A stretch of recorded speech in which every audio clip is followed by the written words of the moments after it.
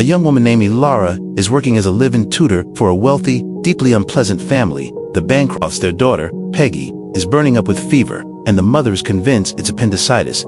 But here's the catch. There's no one to send for a doctor. The husband is away. The butler is gone. The cook can't leave. And of course, the one person Mrs. Bancroft sees as disposable, Lara, she's summoned to the drawing room. The fire is roaring, but the room feels icy.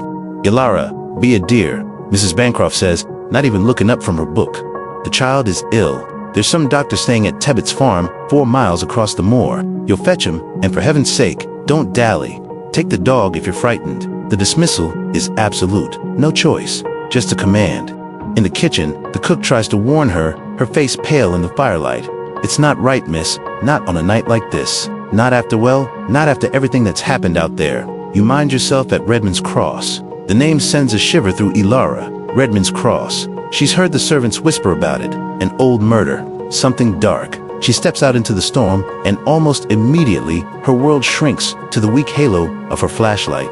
The rain is a horizontal needling spray that blinds her, and the dog, a fat, cowardly Labrador named Pontiff, takes one look at the darkness, whimpers, and bolts back to the house, leaving her completely alone. She's terrified.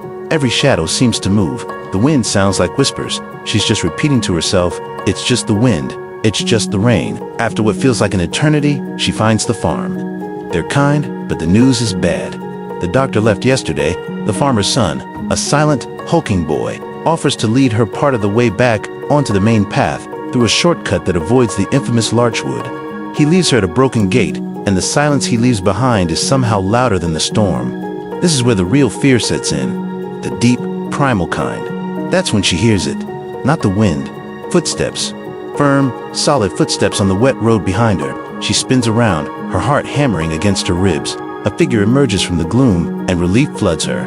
It's a man in a long coat, but as he gets closer, she sees the white collar. He's a clergyman. He tips his hat. His voice is calm, gentle. It's a foul night to be out alone. Please, allow me to walk with you. Grateful beyond words, she agrees. To fill the eerie silence, she confesses her fear, the local ghost stories, the weight of the darkness. The clergyman nods slowly. I understand that fear, he says, his voice taking on a distant, somber tone. I felt it myself, on a night much like this, 11 years ago. It was my turning point. Perhaps my story will ease your mind. He begins to tell her about a night he was returning from visiting a sick parishioner. The sky was a dull, oppressive slate gray. He was tired, footsore, and a profound, unexplainable dread began to creep into his soul. I reached a spot near here, he said, gesturing to a rough stone trough barely visible in the darkness. That's when a man rose from the ditch beside the road. Lara listened, rapt. He described the man as coarse, brutal, a tramp. He whittled a sharpened ash stake with a clasp knife and began the classic, menacing whine for money. He asked me the time, the clergyman continued, his voice dropping to a whisper. I told him it was 5 minutes to 9, and when I looked up from my watch, I saw it in his eyes. The intention, the pure, simple purpose to end my life. He described the next moments with a chilling, clinical detail. Have you ever known how long a second is? For a third of one, I stood there, filled with an overwhelming pity for both of us, and then he was upon me. I felt nothing, just a flash of lightning down my spine. I heard the dull, wet crack of the ash stake against my skull, and then a gentle patter, like a far-off stream. It was the sound of my own life leaving me. I lay there, watching the lights of the houses in the valley below multiply until the whole sky was full of them. I could not have had a more painless death. Lara froze. Her blood turned to ice. She slowly turned to look at him. The road was empty.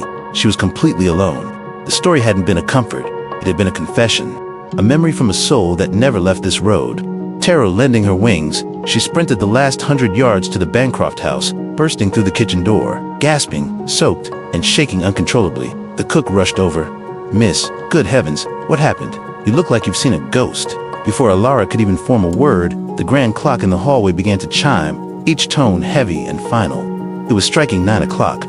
She didn't just see a ghost, she walked with him. She heard his last memory on a loop, forever trapped at the site of his murder. A friendly face on a dark road, doomed to retell his own end to anyone unlucky enough to be out there alone. And it makes you wonder, doesn't it? The next time you're out late and someone offers you comfort in the dark, what kind of story are they really telling?